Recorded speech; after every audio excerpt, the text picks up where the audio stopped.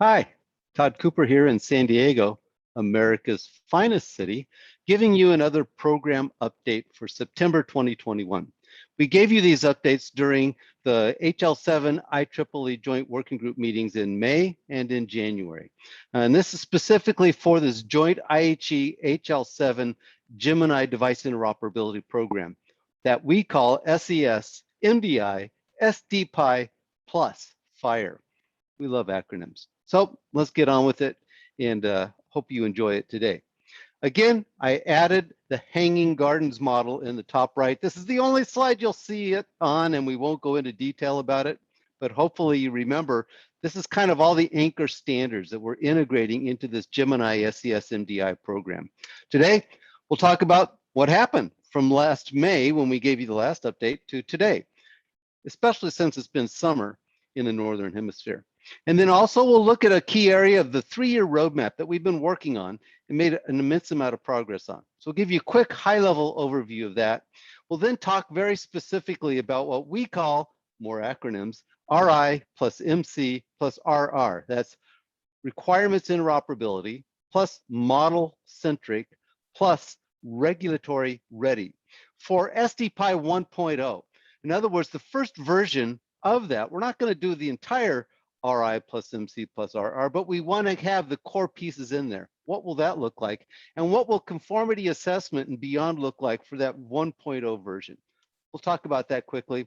I'll give you an update on the Madeira Profile program that's also got kicked off this last summer in the Gemini project. And then 2 new areas. One is a regulatory initiative. This is specifically around the safe, effective, and secure community, but looks at all sorts of topics that have to do with regulatory and quality and legal within this SDPi plus FHIR space. And then finally, thinking about what might the IEEE 11073 nomenclature, which we call MDC, Medical Device Communication Nomenclature System, look like in version 2.0, kicking that discussion off as well.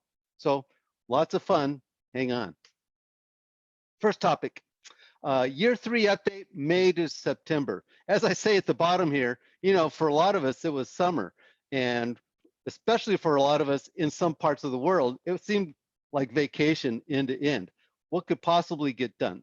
Well, when you look at this update from last May, which is posted right here in our S3 storage for the IHL7 devices working group, you can look at this and then get a good idea of what were we focused on then, what did we say we might accomplish versus what was reality. So here are some of those program activities, just high level. Number 1 is we wanted to focus on a 3-year roadmap, getting a first pass at that completed, which we did accomplish last August, just before everybody took off on vacation. A lot remains in the detailed planning of that, but we kind of got the broad strokes in place. IHE Germany plugathons. This summer we conducted a 3rd and a 4th plugathon very successfully. You can find on our Confluence site the Gemini device interoperability pages under community events, the web pages that were created with that, as well as some of the tooling that was created. So very successful.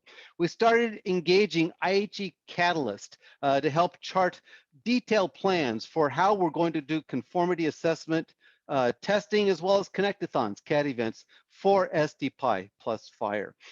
So IHE Catalyst is a new entity that was formed out of IHE Europe, IHE Services group, which supports all of the Gazelle test tooling, supports integration of that, use of that at IHE Connectathons, as well as the whole test, conformity assessment program.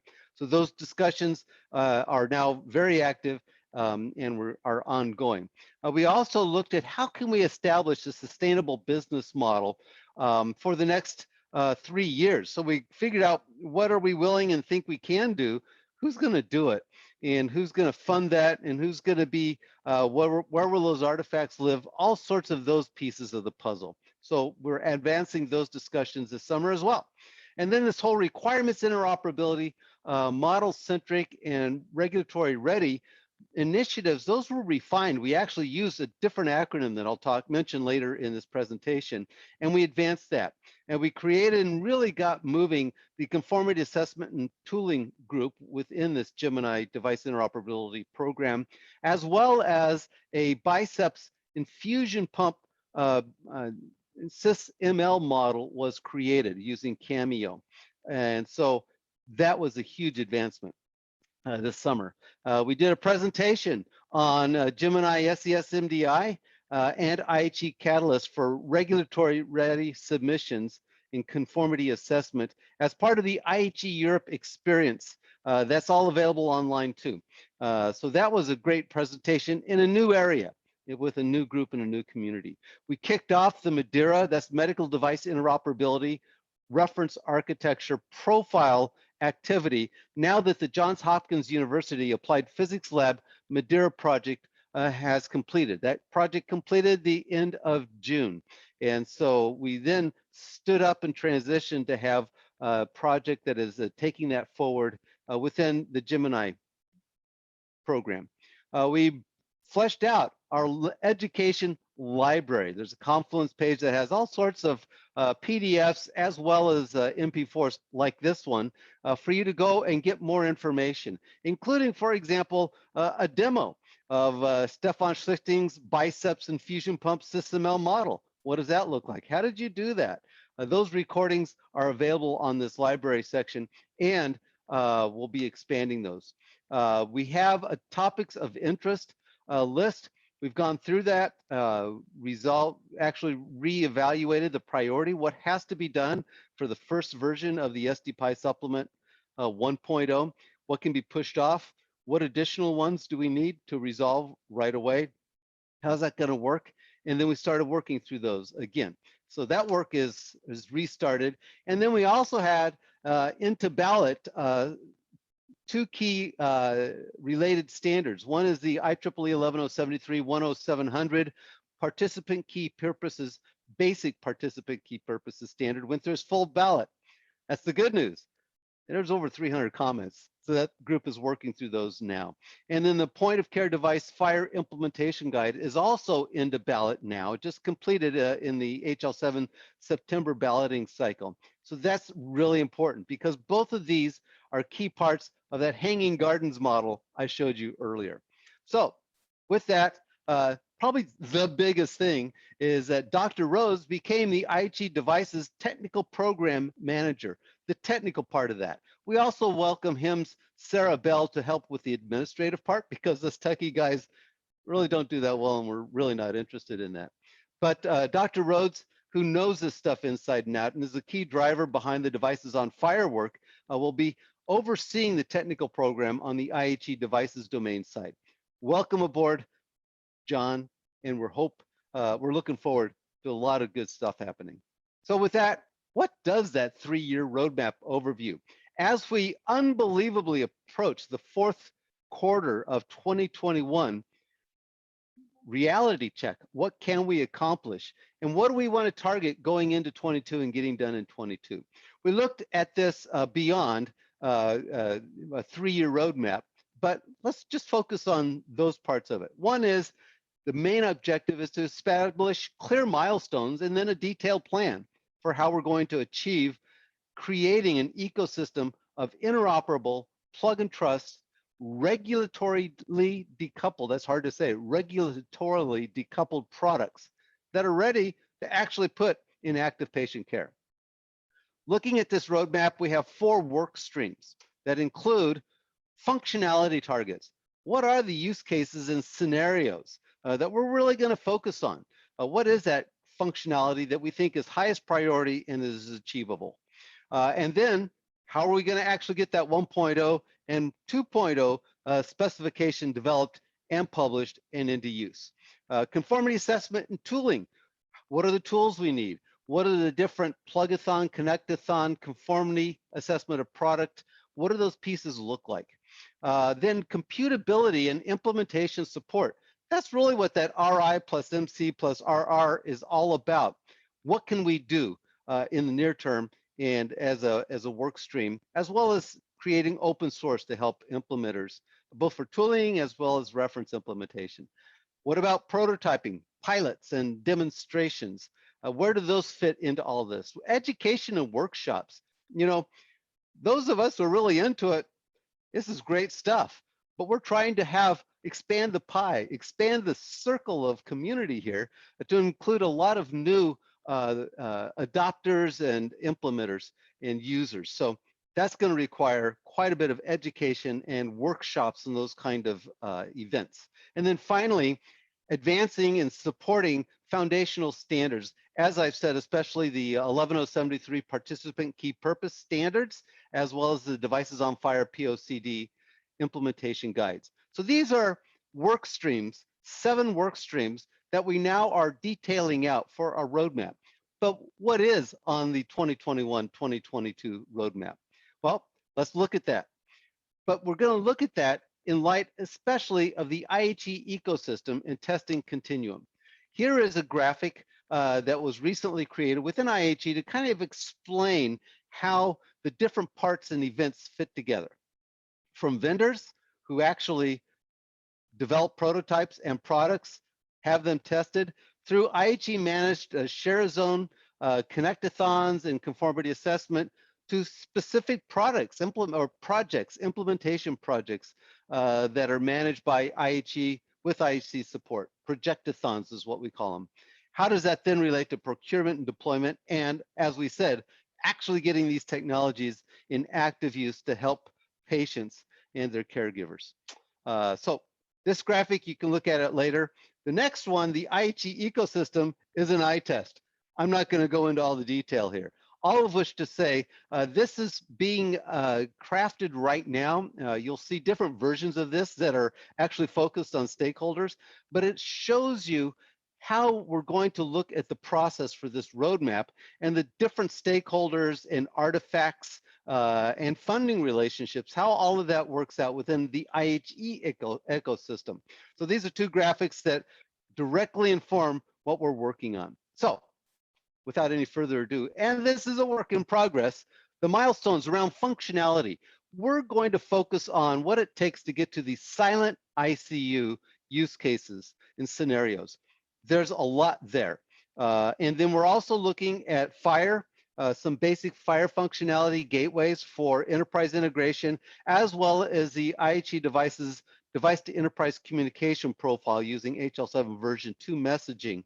But for functionality, we're really focusing in on that silent ICU use case. That's where the actual point of care, even though you have medical devices that might be alarming, for example, because of the completion or because of an infusion device where there's an error in line has been detected, or maybe it's about to run out of battery, it needs to be plugged in. Any of these, being able to keep the point of care silent and have the caregivers still notified. By the way, an isolation point of care where you have a physical separation, this is really important stuff. So that's going to be our primary functionality target for the rest of this year and 2022. Development, obviously, we're going to try to get by the end of this year the SDPi 1.0 supplement into review and maybe even publish for trial implementation. It's a stretch goal. We're entering Q4 and there's a lot to do, but that's our goal. And then by middle of 22, have a version 2.0 out there for trial implementation. We're looking to integrate basic support for requirements interoperability, a basic set of UML, SysML models, and a basic approach for doing regulatory submission ready test reports. What can we do in the near term, in 2021, the first half of 2022, and be able to take that into our testing events? We'll expand them in 22 and 23 and beyond, but we're really working on that first one.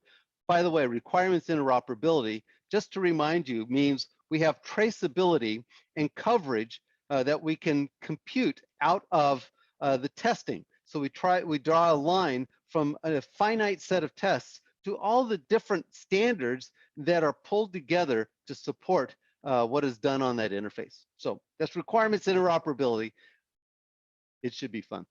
We're also going to publish this 1.0 spec as both Word, PDF, and HTML, and we're hoping to have OMG's RecEF requirements interchange format generated out of that for artifacts that can be integrated into requirements management tools like DOORS. So that is the specification development and publication and management pieces.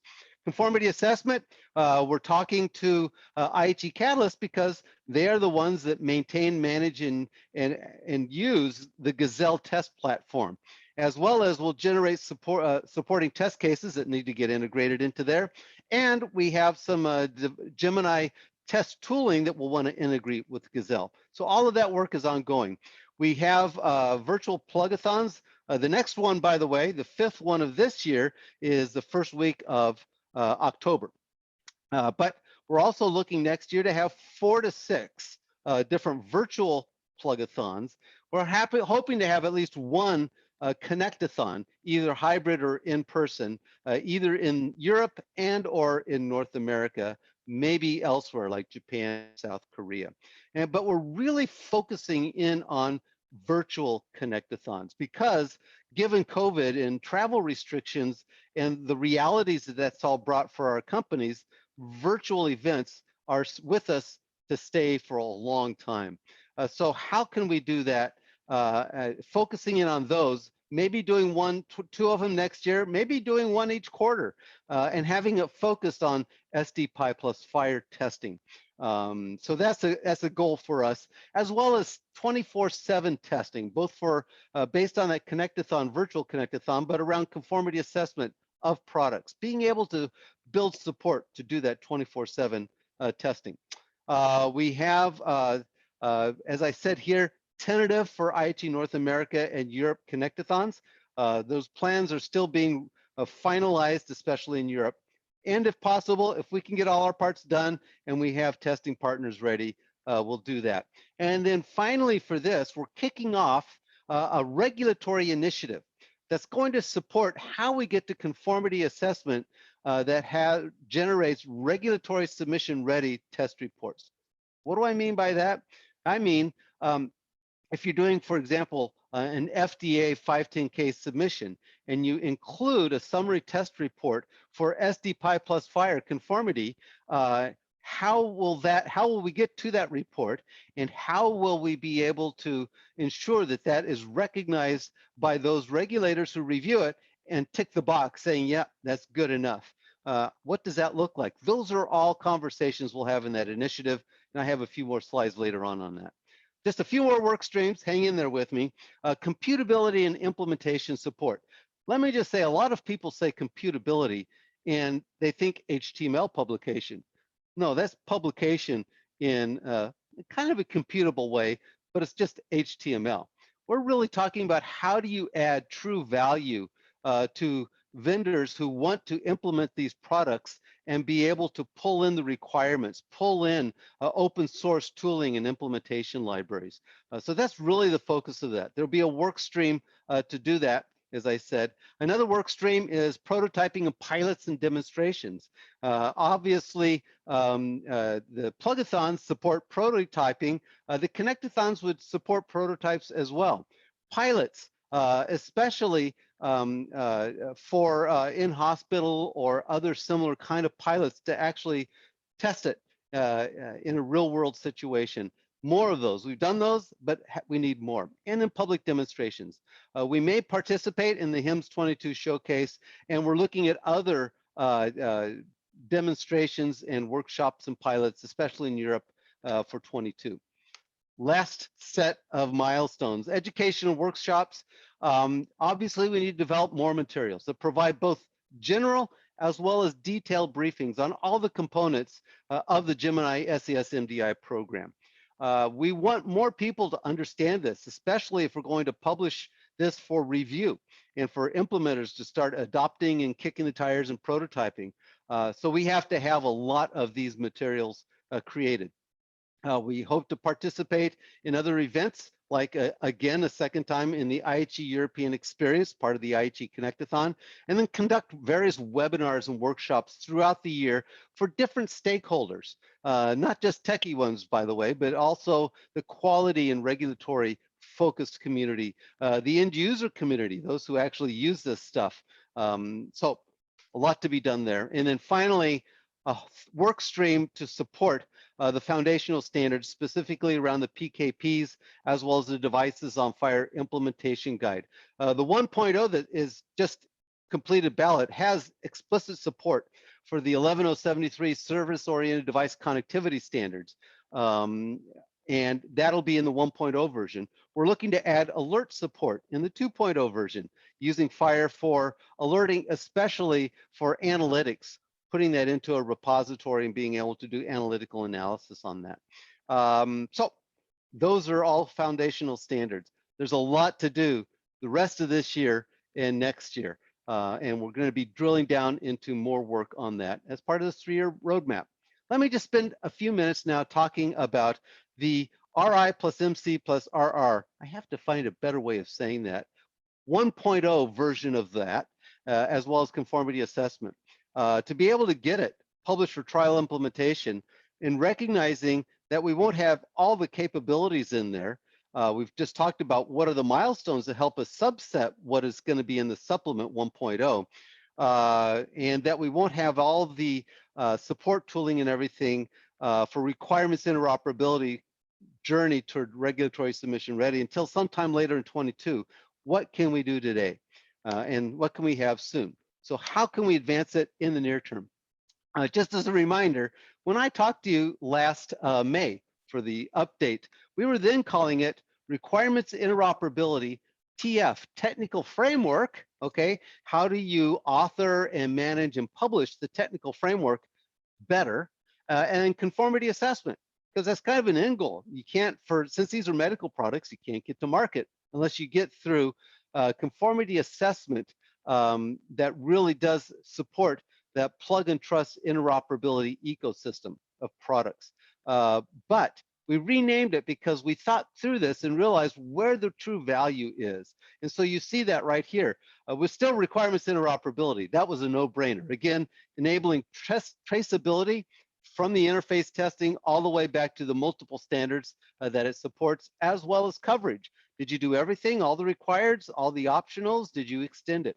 So that is still there. And how do you support that in the authoring and tooling and test tooling? But model-centric, transitioning from a document-centric specification, set of specifications, to a computable, model-based, single source of truth specification, where you publish out the artifacts like technical framework views and documents as views of that model.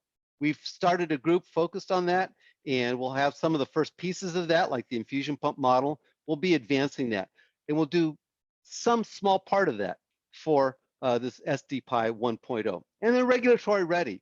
It wasn't just conformity assessment. It's like, no, genuinely regulatory submission ready, which includes all sorts of other discussions and avenues around this. So we renamed the technical framework and conformity assessment to model-centric, single source of truth, and regulatory ready, not just conformity assessment. With that, what are we going to do? For requirements interoperability, we will define word styles that we can then link to RecEF specifications so that we can post-process the actual Word document and create a set of computable requirements using RecEF that could then, for example, be integrated into standards or requirements management tools that every medical device manufacturer has, and to better support total product lifecycle management tools. We're going to have the ICS tables for the component standards in version 1. You can see the January update that goes into more details for that. And that'll be what we do for requirements interoperability. A basic UML model, a basic set of word styles, a basic tool that will be able to create that list of RecEF based requirements that are linked. So you get the traceability as well as the coverage. Model-centric, I told you we already have this MBSE SysML model of an infusion pump using the Cameo tool. We'll extend that, and we'll do some demonstrations of actual prototypes that were based on that. we're going to take UML models for different biceps specializations, and that'll be in the SDPi Volume 3, TF3. And then we're going to have some requirements, interoperability models, UML models in that tool, also for the IHE technical framework components. So we'll get started. We have many pieces in place, and we'll see that come to fruition even more so next year. But this is for SDPi 1.0. So we're looking at the next 3 to 6 months. And then finally, regulatory submission ready. We're kicking off this regulatory initiative. I have a few slides later on that, but that's really important and key. And then there's a question about how we will handle requirements interoperability in these emerging IEEE 11073 participant key purposes standards.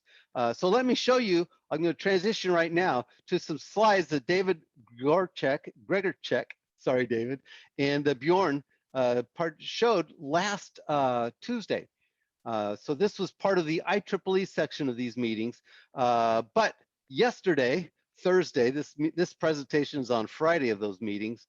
David added some slides to specifically talk about how we're going to do requirements interoperability. So I'm going to speed through the intervening slides and get to that section here. Okay, you can go back, it's posted online, you can look at his presentation.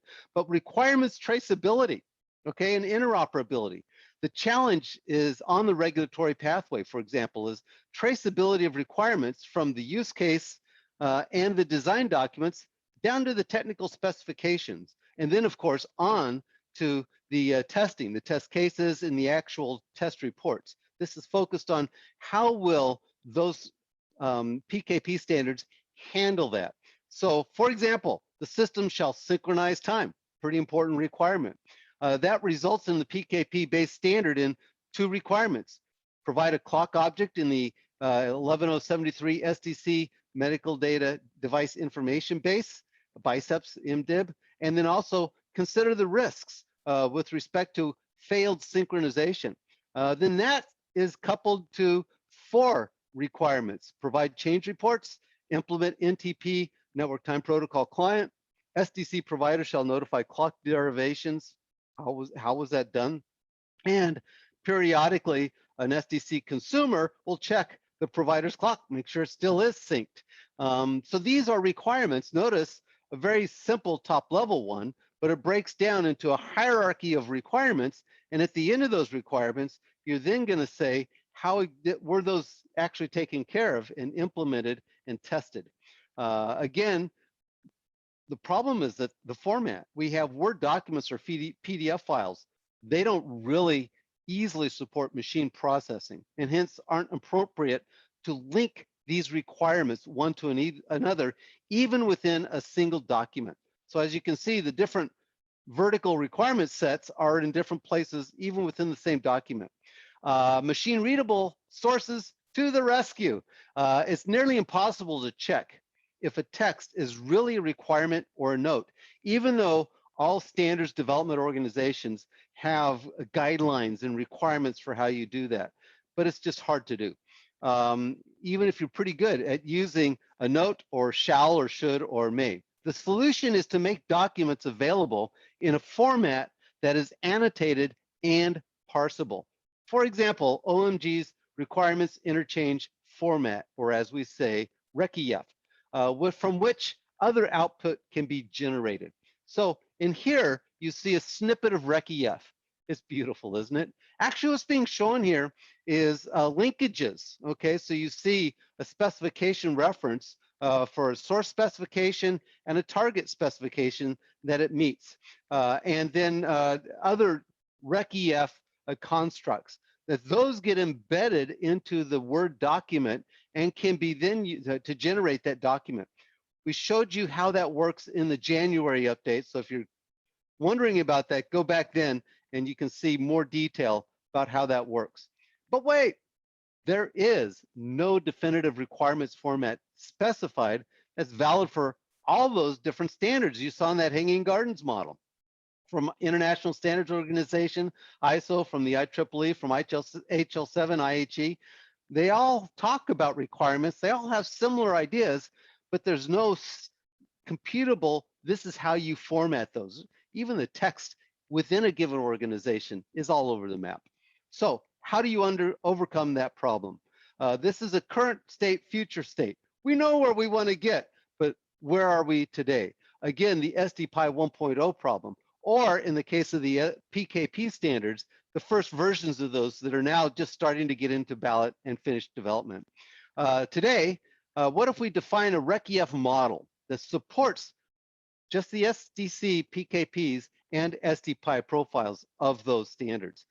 So a RecEF model, and then use a simple standard-specific, albeit repurposed, tooling to be able to extract those out.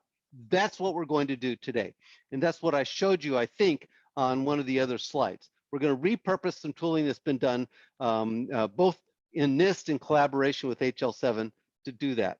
And then David, for the PKPs, had a tool that he developed for the base PKP, the 10700 standard, that will adapt for those purposes. In the future, we're going to define a full bore requirements meta model, UML meta model, for all those hanging garden standards that then we can adapt to each component standard that will support the linking and the traceability and the coverage functions that we really need.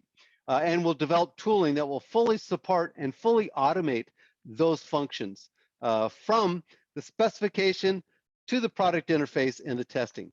A note at the bottom of this, the ISO Online Standards Development, OSD, platform and tool, which is just now being piloted and will be used soon, may support this kind of meta model that we've been talking about. So we're trying to not reinvent the wheel. We're trying to get on with it. Just for your information here, the tooling that we're talking about for this is available in GitLab. So go there, look at it, and kick it around. Unfortunately, it's a simple tool for a single base PKP, but it works, and it worked for generating that Word document that is now in IEEE ballot. So go there, look at it, give us feedback, okay? The format isn't well integrated into the IEEE ecosystem, nor is it known to most of the other standards organizations. So we got a long ways to go, but it's doable. And that was the whole question of what we're talking about here. So let me go back to this. That's where we're at. That's the update for the requirements interoperability model centric and regulatory ready part that we're doing. Let me give you a quick update on the Madeira project within Gemini, okay? As I said, the primary Johns Hopkins University APL Madeira program completed its work in late June, at the end of June 2021. So what does the future look like for advancing a Madeira profile based on the SDC SDPi profiling work? So first, you would have seen these slides from that team, from Jan and Steve, posted in the working group meeting updates for devices earlier this week on Wednesday. So go back to that S3 storage I mentioned for this working group meeting, and you'll see the PDF of those presentations. It's very interesting. But after that, so June, really July and August, we initiated the Madeira part of that project within Gemini. We created a Confluence home for the specifications, okay, Madeira/ICE profile. We created a Google group, added a bunch of people to that group who are really interested in seeing this go on. We started monthly web meetings, the third Wednesdays of every month. We have a current focus to be on general updates during that monthly meeting, and then to create and resolve and discuss Madeira-focused topics of interest, problem areas, vague areas, various areas that need to be understood and resolved before we can actually do the first version of the Madeira profile specification. And it's also based on getting SDPi 1.0 out. So while we're working on SDPi 1.0, we have this other Madeira project group that's going on and thinking through it and keeping sync. So if anybody's interested, let me know. That's Todd in San Diego, America's finest city, and I will get you connected. One of the questions, though, is what is the role of Madeira and Madeira actors in the overall Gemini SES MDI program. Does anybody care? Here's just a few bullets of how I see the importance of this program down the road. Number one, Madeira capabilities directly support real-time network health monitoring and fallback and determination. That's really important in advancing trust in a plug and trust network of regulatorily decoupled products. So I think it has a really key role to play there. Components, for example, is a real-time supervisor watching all the different integrated components, devices, and applications, a data logger that can be used for quality analytics and forensics when things go wrong. And then the core Gemini SES MDI role is advanced, is focused here to increase confidence in deployed, regulated, interoperable plug and trust medical technology, and to better support total product lifecycle management, including when it's deployed, and post-market real-world surveillance. So these are some of the areas that I think the Madeira actors, like the supervisor, like the data logger, and the functions that they support, will be able to help us down the line, especially as we have this regulatory conversation and say, well, what is it that we need to build up the confidence of everybody? Just reminding you some pictures. This is the Madeira waterfall that you've seen. And notice that, and this is from our Madeira page, by the way, I have in the specs and the standards, the SDC standards, the SDPi profiles, and then the Madeira profile that we're starting to work on. Madeira has reference implementations. They have one that's SDC based. We're going to do the same thing, just like we do for other profiles, that's SDPi based. So that's kind of the goal for what we're going to do in this. Then we also are leveraging the Madeira 2.1 spec. So that's the final spec that they published the end of June, early July. And the SDC-based Madeira reference implementation. And we're going to build a conformant Madeira profile. This, for example, are all the different systems that were part of that reference implementation that was put out there. It's interesting, you can see the data logger, you can see the supervisor, external interfaces like to users, ensembles, SDC, SDPi ensembles like this burn navigator, or applications like a therapy coordinator that coordinate various devices in an ensemble and other applications, as well as things like a pump and a physiologic monitor and a ventilator. So these are all, and a display, a dashboard display. These are all the kinds of actors that are going to be the focus of this. And this is the initial Madeira Eyes profile actor diagram, again, that we've reviewed earlier in this year. So it's a work in progress. And if you're interested in this, let me know and I can add you to that group. We meet once a month at least. Okay, two last sections of these slides. Glad you're hanging in there with me. One is painting a vision for a future ecosystem of plug and trust products that are regulatorily decoupled. In other words, they're created by different companies, all of which have to submit them in different parts of the world maybe to their regulatory agencies to get approval or clearance to actually put them out on the market. How do you do that, and how do you support that really to get to regulatory submission ready, conformity assessment test reports? It's easy to say that. It's easy to paint that vision, but getting there is a whole different matter, and will require focused attention by those who are quality and regulatory experts. So let's talk about that. Again, it's easy to say, but there are many challenges. I'm just going to give you a few of those challenges. One is a lot of this group, this Gemini Device Interoperability, is a bunch of us techie guys. We do not have quality and regulatory affairs, legal liability as the core part of our job. It's not our day job. We need that community to actively join in with us. In other words, the safety, effectiveness, and security, the SES community. So we need to engage them better. Plug and trust component products that are developed in a regulatorily decoupled way, that's a new thing. That's new science. How's that supposed to work? That's a good question. We've worked through it, but on the technical side, we want to make sure that all the work that's been done on the SES side is also factored in. How do we build understanding and confidence that that second bullet really does work, and that shared risk or shared responsibility across that product ecosystem really is trustworthy, is worthy of our confidence? How do we build that? In an increasingly virtualized world, how much virtual testing, VCATs, if you will, virtual connectathons, can be used, or virtual conformity assessment can be used, versus, no, we're all around a single table, like a point of care, bed point of care, connected directly device to device or device to the same small subnet, and using it in those real world circumstances to build confidence in the SES community. It can't all be virtualized soup to nut, and the first time you plug it together in real world is when you're actually deploying it and implementing it. But we can't, given COVID, we can't do everything in person. So there's some mix of that. Understanding that is what this community needs to really weigh in on and help us chart that course. What about post-market surveillance?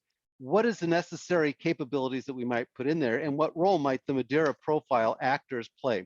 What about the addition of clinical or therapeutic or diagnostic or digital therapeutics apps or software as a medical device, SAMD, into the ecosystem? So it's not just purpose-built devices, but it's applications, maybe a platform that then we have running different applications, like that burn navigator we showed you, or a therapy coordinator platform and application that works with these different ones. How does that work from a regulatory quality perspective? Because most times that has a different pathway toward market clearance. How can the regulatory burden be reduced for all stakeholders? By that, I mean not only large companies, but small companies, not only those who are integrators, those who are product developers, but also the regulators. And how do we balance between safety and innovation with these new technologies we're talking about? These are all questions that this new initiative group will tackle, and it's just a few. There's a bunch more. So the proposal, what we're advancing right now, is to create a Gemini SES regulatory initiative that will be composed of people whose day jobs are quality and regulatory affairs, who really understand this and can move forward. So what will that look like? Oh, yeah, this slide. This is a slide that Stefan Schlichting and I used in our IHE Europe experience presentation this summer, just to show you. It's a V model, but it's a V model that's been expanded for multiple device systems from multiple vendors to support SDC, SDPi kind of V and V. I put the slide in there just to tell you there's a lot that's been done that we're bringing to this regulatory initiative conversation. So we're not starting at scratch. OR.net has, for example, conformance principles, white papers, and other documents. So what does this initiative proposal look like? One is we're going to create an open, transparent public group, just like everything else in this Gemini device interoperability space, okay? And it'll be focused on the details, not the abstract process stuff, but no, how are we actually going to answer these questions for products that are based on SDC, SDPi, and down the road, FHIR. Group leadership, we're working on that right now. It'll include representatives from regulatory bodies like the FDA, like the notified bodies in Europe, as well as industry, companies that are actively working on products, as well as standards. So how do you navigate these pieces? So it'll include that. The primary membership in this conversation, in this group, will be quality and regulatory. MDI techies like me can lurk around, but we're really wanting to be the primary voices, be those who have to do this, and hopefully will be doing this in the near future. And then finally, a chunk of focus areas that would include how do you establish regulatory science around this? It's a new area, and we're starting with that work that was done by OR.net in the IEEE PKPs, which are, by the way, a kind of shared risk management between the different companies, saying, here are the issues for alerting, for example, the 11073, 10702 PKP, and how they need to be resolved in implementations, the mitigations. And then shared risk management for example, what is done in 80,001-1. How do we link from that to the PKP standards to the SDPi plug and trust interfaces to real-time monitoring? Is it actually working? The science around that. Establishing a strategy for conformity assessment and testing, both virtually and physically, device to device. And then from prototype to product to market clearance to patient use and post-market surveillance. What does that look like from those who are responsible to make that work for non-plug and trust products?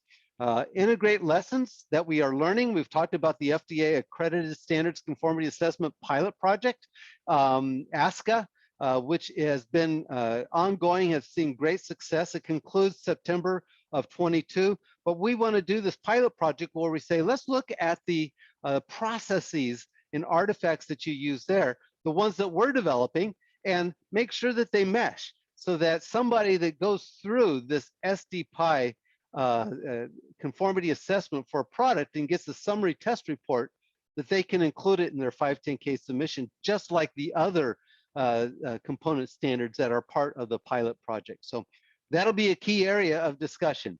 Another one that I mentioned before is just building guidance and educational materials, but that are tailored for this group, SES quality and regulatory community, which is a different set of focus areas and a different set of priorities for those materials and content. Convening workshops and events specifically for that community, and supporting real-world pilot projects and demonstrations. So hope to issue a call for participation early October, and probably by the 1st of November, the leadership team will be in place and we'll be able to have, I anticipate, bi-weekly working group meetings, worst case bi-monthly, 2 a month. Okay, so that's that initiative. I'm really excited about it.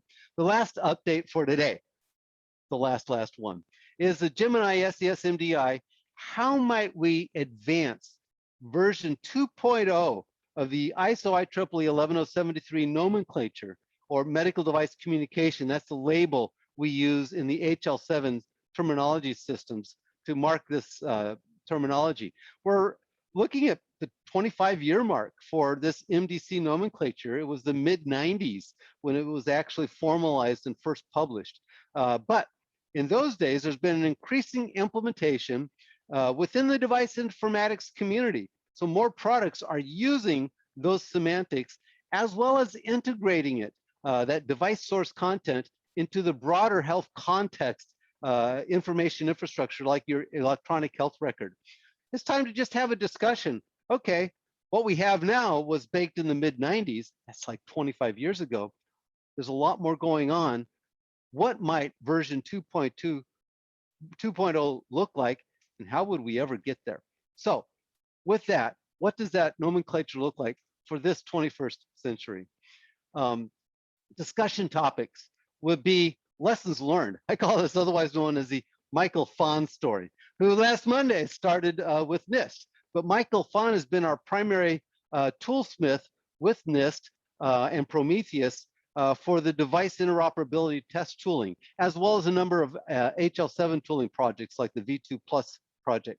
Michael Fahn, in the midst of that, has learned a lot.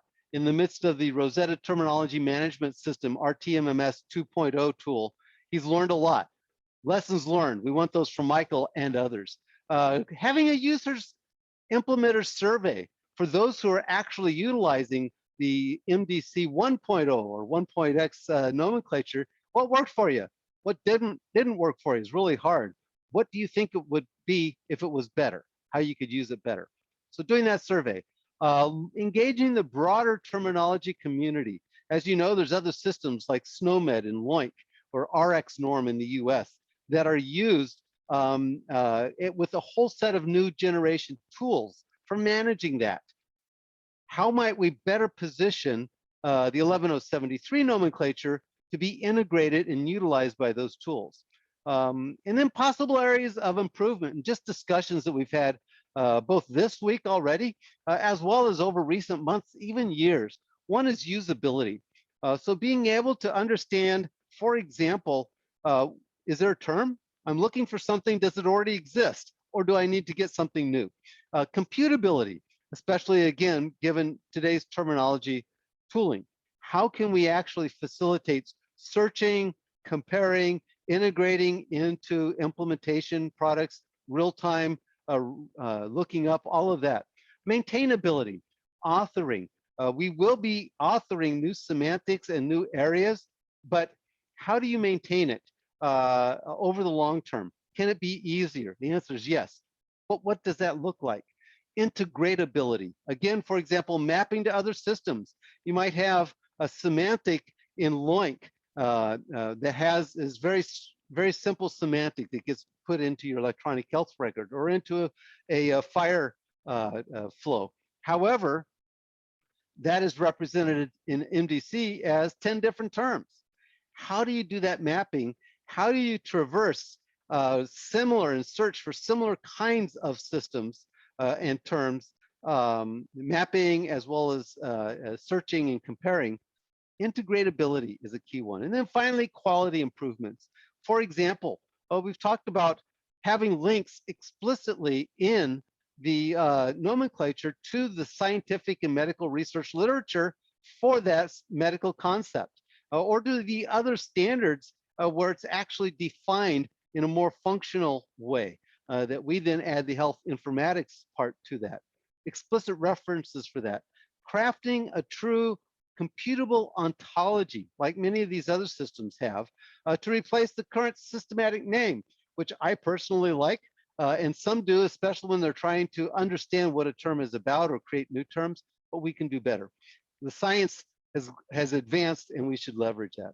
And then other simple things, like right now we have 2 keys for each term, a code and a reference identifier, both of which are unique, but kind of complicate the implementation. These are just some of the topics. So the proposal is this: the IHE, IEEE, HL7 co-chairs will initiate an open MDC 2.0 study project, just a discussion, and report back in the January meetings to help people understand, to help people think through this, maybe to actually do that survey, build some lessons learned, just create an online report. Again, it'll be an open discussion, and it'll involve those who really are in the weeds around this, or really have found it frustrating to even figure out what it is. There are thousands and thousands and thousands of terms, and that's the good news, and the challenge is to do better. So that is this initiative. That's my update for this September Friday in 2021. Oh, dude. Yep, 2021, the 22nd. I hope, thank you for hanging in there with me. And if you have any questions, join in, just drop me a line. See you later from San Diego, America's finest city.